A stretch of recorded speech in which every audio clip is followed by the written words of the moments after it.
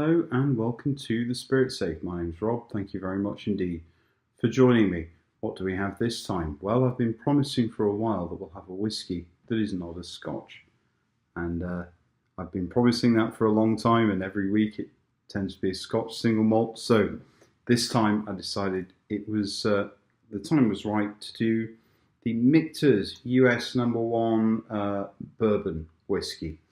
I've had this bottle quite a long time. It cost me just over 100 Canadian dollars in BC, which is rather expensive. And I bought it just as it was going on the market because I thought that it was quite a rare thing.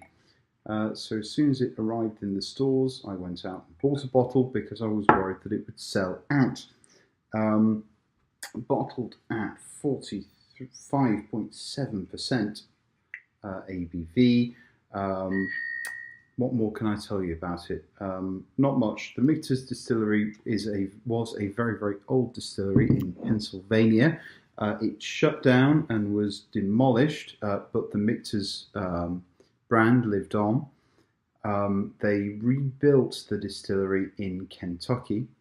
But this, I believe, this no age statement bourbon is actually not from the old Michters distillery. If it was, it would be worth rather a lot of money, or from the new one. I think this is a sourced bourbon, and what I've found online is that it's possibly from the Willett distillery in Kentucky.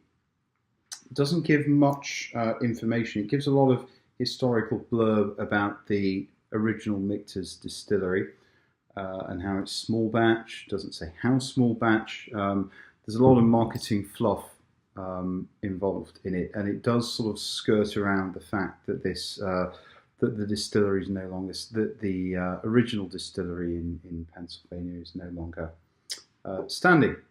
So let's see what we've got. A lovely dark red colour, very, very inviting, deep colour.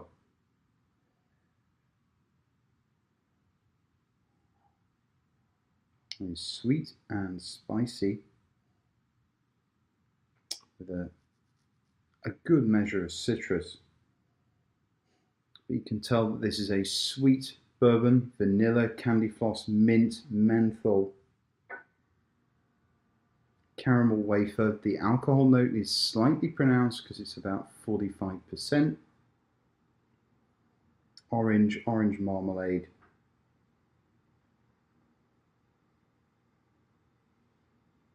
And Jamaica ginger cake.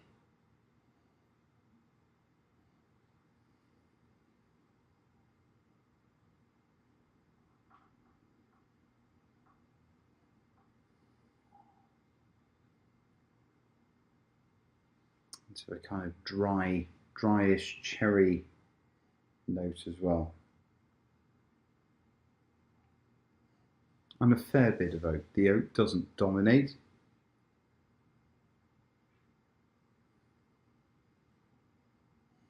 But yeah, classic sweet bourbon, the mint menthol notes, caramel, toffee.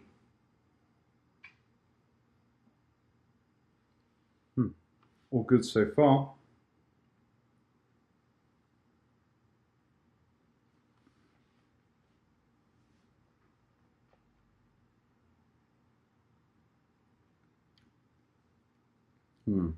Caramel and toffee. It's slightly salty. Sweet brown sugar notes, orange, sweet menthol, creme brulee with a bit of orange marmalade on the top of it. Sweet, rich, and oaky. Very, very nice on the palate. Easy to palate at 45%. And there's a floral note also on the palate, kind of a lavender infused dark brown sugar. I know that doesn't sound like anything that actually exists, but that's what it calls to mind.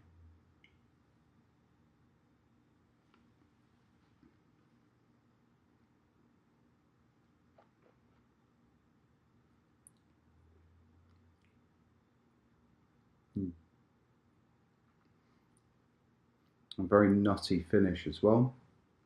Toasted walnuts, pine nuts, rice wine, cherry cola, hint of lime pickle also, and a kind of burnt toffee note. So my wife made these toffees, and one of the batches she accidentally burnt, so it had these kind of flecks of almost carbon in it, which I thought were very, very nice actually. There's a little bit of that in there. So all in all, it is very, very drinkable, very, very nice, sweet bourbon. I do get the impression that I've paid slightly above the odds for it, because I know that there are nice, good, sweet bourbons for well under 100 Canadian bucks. So I think that I'm paying marketing department salaries when I buy this.